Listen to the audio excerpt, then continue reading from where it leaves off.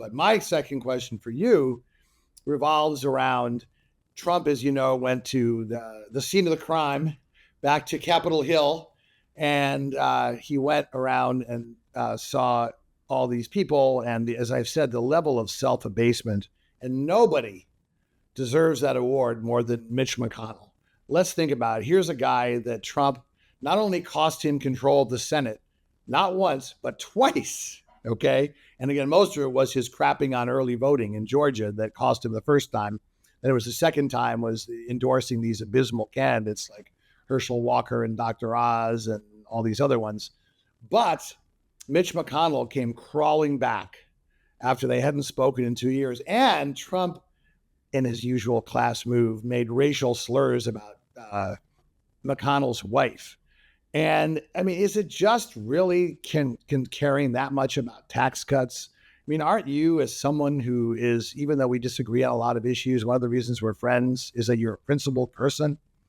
But it just, to me, is just sickening the way these people just sell themselves out. You know, I mean, Elise Stefanik, the list goes on and on. They take every value and principle they have and just throw them out the window. Is power really worth that much? Or maintaining tax cuts, is it really that important? What say you? Because it just disgusts me. Well, so for McConnell, he had said in his remarks, he said, you know, I said publicly that whoever was the Republican nominee, that's who I would support. And so I think it had more to do with the office of who has that as opposed to whoever that individual was. And I think for a lot of voters, that's ultimately what it's going to come down to. They might not like Trump's personal behavior. They might not like his now Truth Social posts. They might not like his demeanor. They might not like all of the personal baggage. But at the end of the day, it should come down to policy, and that's what they're looking at. So they're not as concerned about the personality or the stupid things that he's said about people or about McConnell's wife, what have you. They're putting the future of the country ahead of their disapproval of someone's language or behavior in some cases. So I think that that's ultimately, you know, I like John Huntsman a lot. He's someone, being from Utah, and I know his daughters a bit.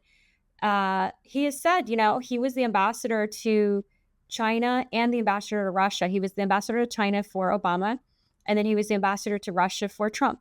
And he said, for me, it's ultimately about serving the country. And he's a Republican himself, but he worked for a Democrat, Obama. And I think there's a place for people to love our country and to say it's okay to support the candidate who we think will bring the administration of the policies, even if we don't like all of them. But on balance, there is something that is noble about public service, like someone like John Huntsman. There's nothing noble about Donald Trump. We can at least acknowledge that, though. There are traits about Donald Trump that I admire. I think he has an incredible courage. Do I agree with everything he's done or said? Absolutely not. But I think he has stood up for, I mean, and you have even said some things you agree with him about, you know, but I think. No, I can look. Hey, as Rick Perry said, even a broken clock is right once a day. Rick Perry said that? Oh, that's great. Rick Perry, yes. Our genius Rick Perry said that. It's you know, you just can't make this stuff up. But look, I give Trump credit. And by the way, I think that's one of the reasons why Trump is doing better with black voters, because he addressed criminal justice reform. And I give him credit for that. I give him credit for the Abraham Accords. I give him credit for Operation Warp Speed. I give him credit for getting more people involved in the political process, whether it was through enmity or adulation. It doesn't matter. But I do believe, and this is the question I always ask, if you're really thinking about whom to vote for in this election, one party, and believe me, I'm a Rockefeller Republican. I have my problem with Democrats. The Democrats have vowed to govern within our constitutional order. The Republican Party has not committed to do that. And if you want any proof on that, just look at these people that have sold out, like Tim Scott. So sad, because what an inspiring story. Marco Rubio, they won't even agree to respect the 2020 election, the 2024 election. Donald, and it's going to be a bleep show because Trump still hasn't conceded from 2020. So he's either gonna win or claim that he did. Those are the only two outcomes in Donald Trump's mind.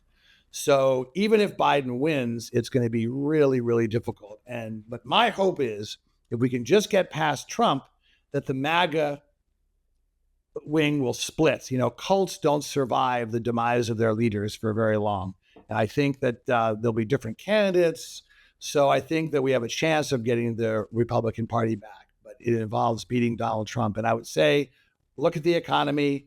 Things are not so bad, folks. In fact, they're pretty darn good. No recession, record profits, record stock market. But I'll give you the last word. Yeah, I think that the country is bigger than any one person or any one party. I would disagree with you on the constitutionality of Democrats, how they've governed. They've been repeatedly knocked down in the courts, like the EPA case, for example. There was an incredible encroachment on the separation of powers. There's also the abuse of the surveillance agencies. There's considerable constitutional questions around the behavior of, again, their regulatory agencies. So I think it's okay and it's patriotic to ask questions about those who are in power, whether it's a Democrat or a Republican. And so I think that, again, this is not me, but the polling says that the average American trusts Trump more on the issue of democracy. So That I have not seen. I agree with you on the economy. But again, yes, student loans, I agree, it's a bad thing. But it's not like trying to overturn a free and fair election. I think there's a little bit of a difference, or inciting an insurrection. I think they're two different things. No, here's a headline from I'm reading you this headline from May 9th.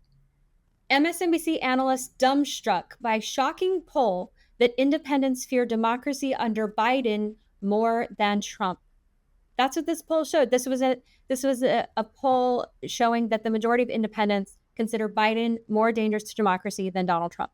So that's true. I mean, you can look it up. So I think that, I think there is a big difference between the Beltway establishment echo chamber and what your average person thinks. Because your average voter who supports Trump with all that's going on with, again, the trials and things, we spent millions of dollars on the Mueller report, which was a complete waste of money, billions of dollars in media airtime trying to convince people. Yeah, Bill Barr buried it. That's why. Yep, there was no evidence that there was collusion between Russia and the Trump campaign. There was none.